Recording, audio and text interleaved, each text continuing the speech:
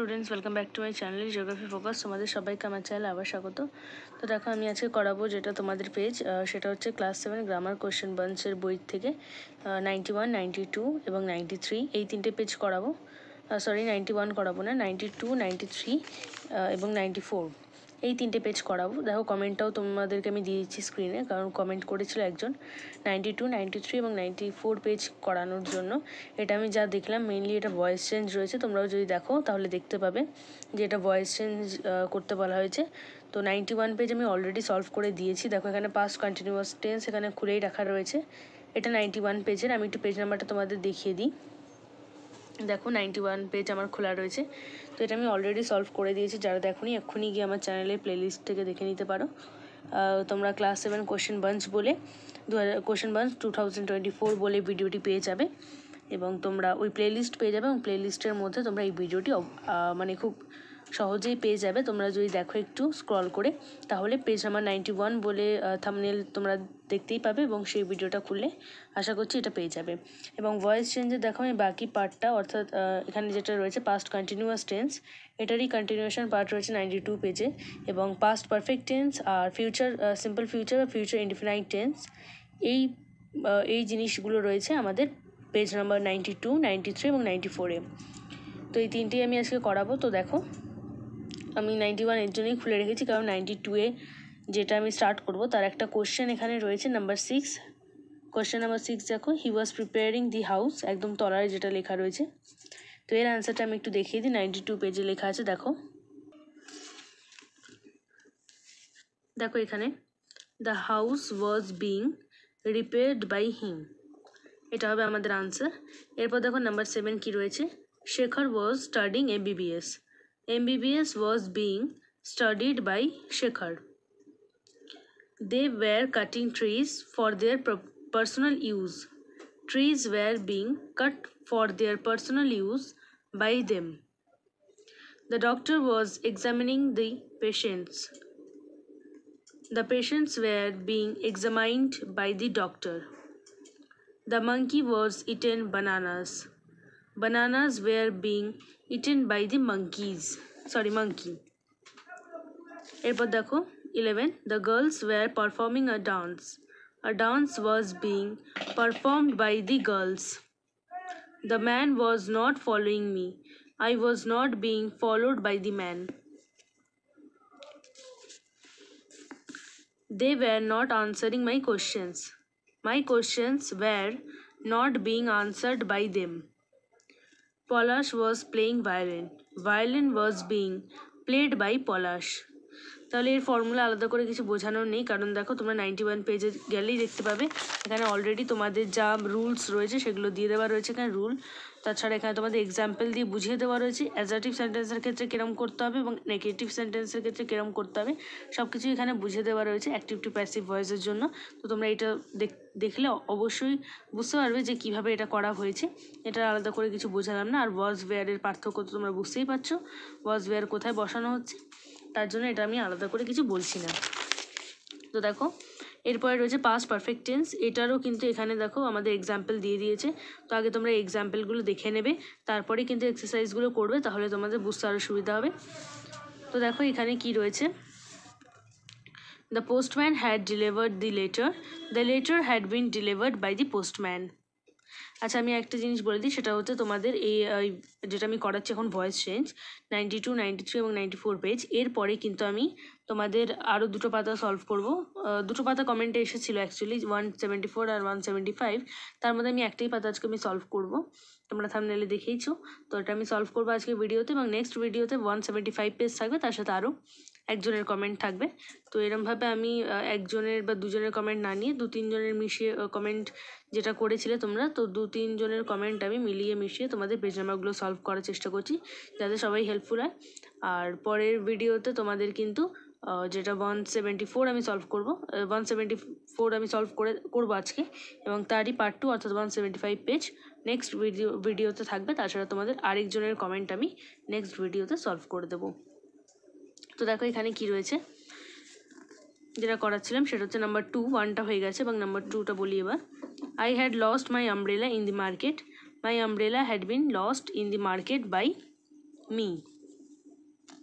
Rina had completed her work in time. Her work had been completed in time by Rina. The chief guest had delivered a good lecture. A good lecture had been delivered by the chief guest. The cat had killed some rats.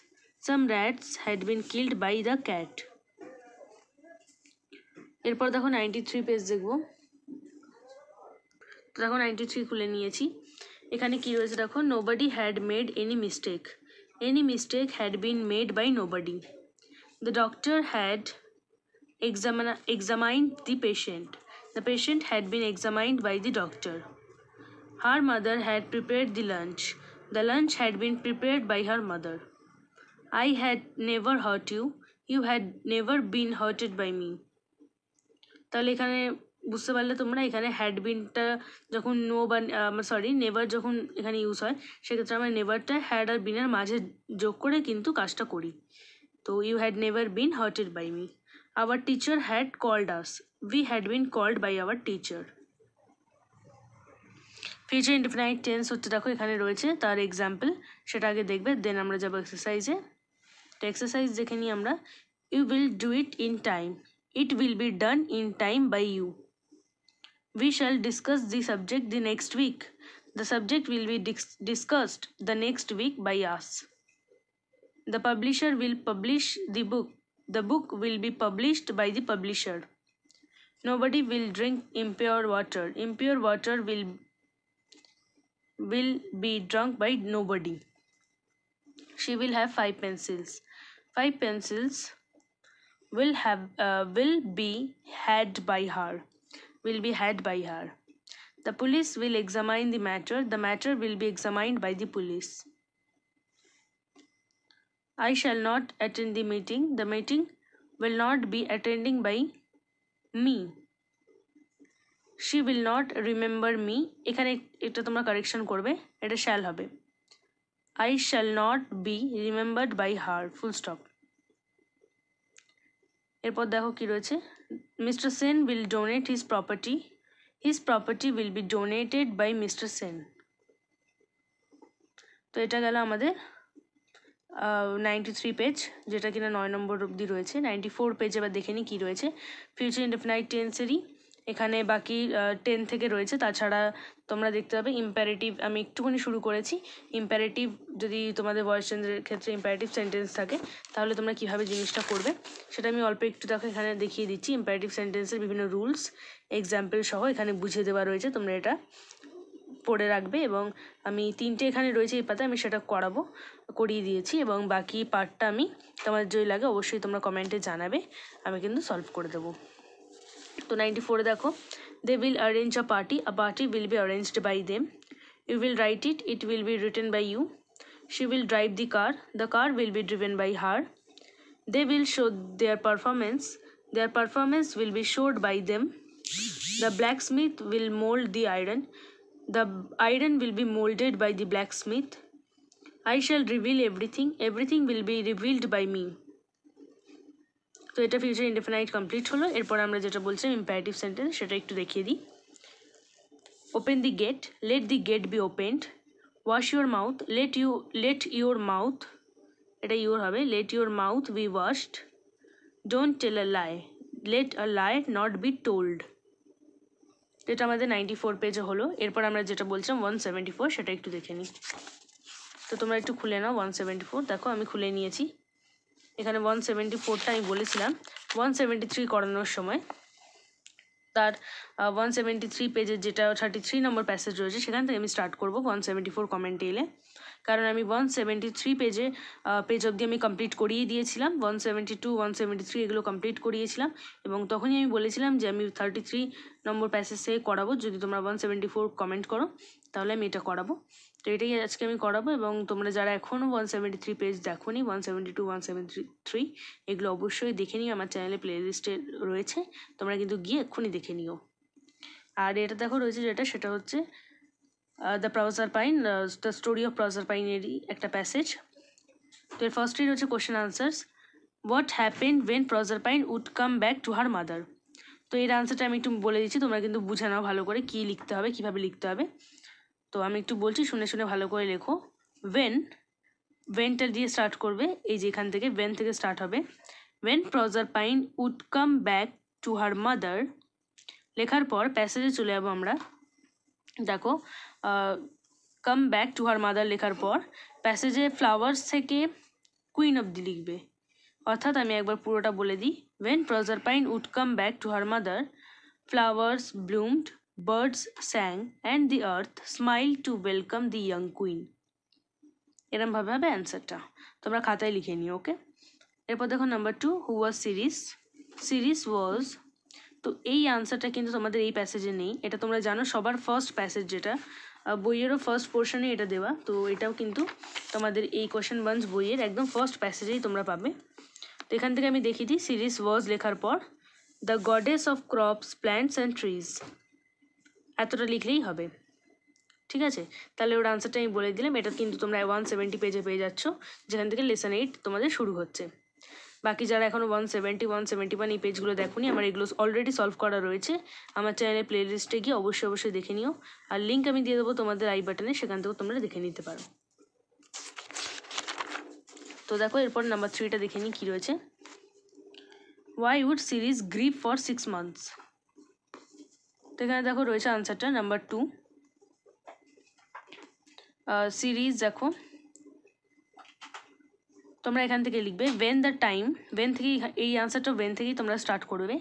When the time came for Proserpine to rejoin Pluto in his dark underground kingdom, comma Ceres would begin to grieve for 6 months। সরাসরি মানে direct answer রয়েছে, কিছু আর ঘুরিয়ে পেঁচিয়ে বা বানিয়ে বা কিছু গুছিয়ে লেখার দরকার নেই, পুরোপুরি রয়েছে, তোমরা এটা এখান থেকে এত অবধি লিখে দিতে পারো। এরপর রয়েছে number 4, why would the earth look sad and gloomy.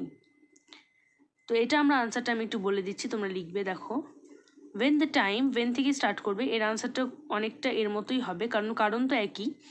তো আমরা লিখবো when the time came for Proserpine to rejoin Pluto in his dark underground kingdom, comma দিয়ে এখানে যেটা এই লাইনটা লেখা রয়েছে সেটা আমরা লিখবো না, কমা দিয়ে আমরা লিখবো দ্য আর্থ, দেখো the earth would look sad and gloomy, the earth would look sad and gloomy.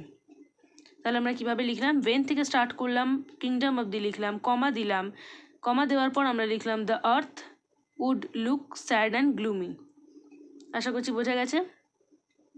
যারা বুঝতে পারোনি একবার প্লিজ তোমরা একবার পেছনে গিয়ে একবার দেখো এই ভিডিওটা, আশা করছি বুঝতে পারবে। How many pomegranate seeds had Proserpine eaten.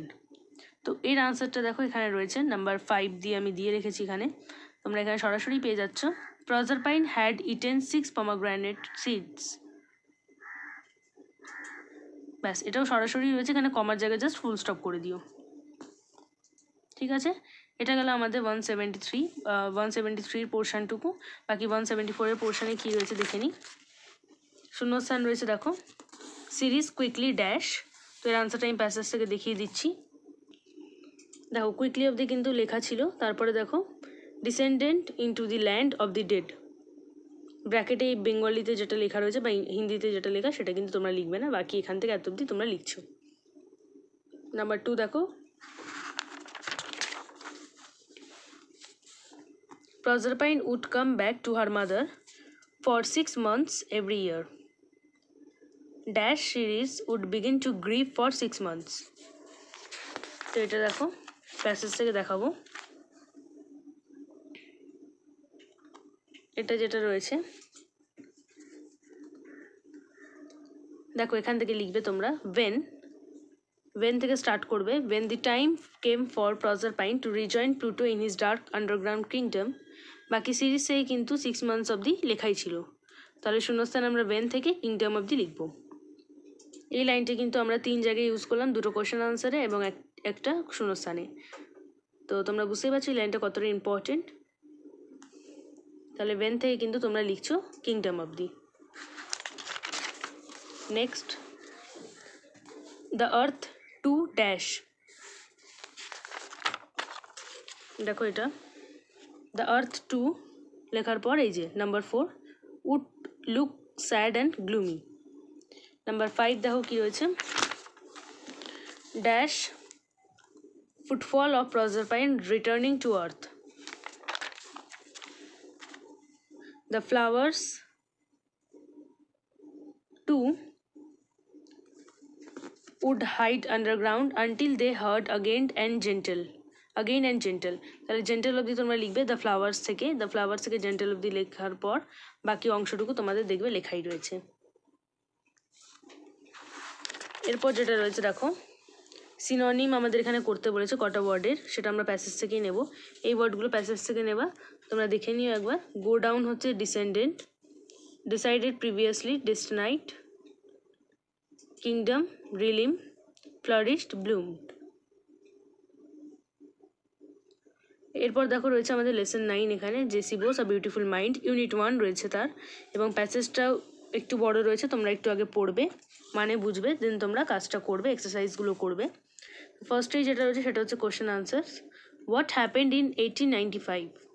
তো এর আনসারটা দেখো দাগিয়ে রেখেছি আমি। তোমরা স্টার্ট করবে ইন 1895, কমা, ইনের আইটা অবশ্যই ক্যাপিটাল করবে,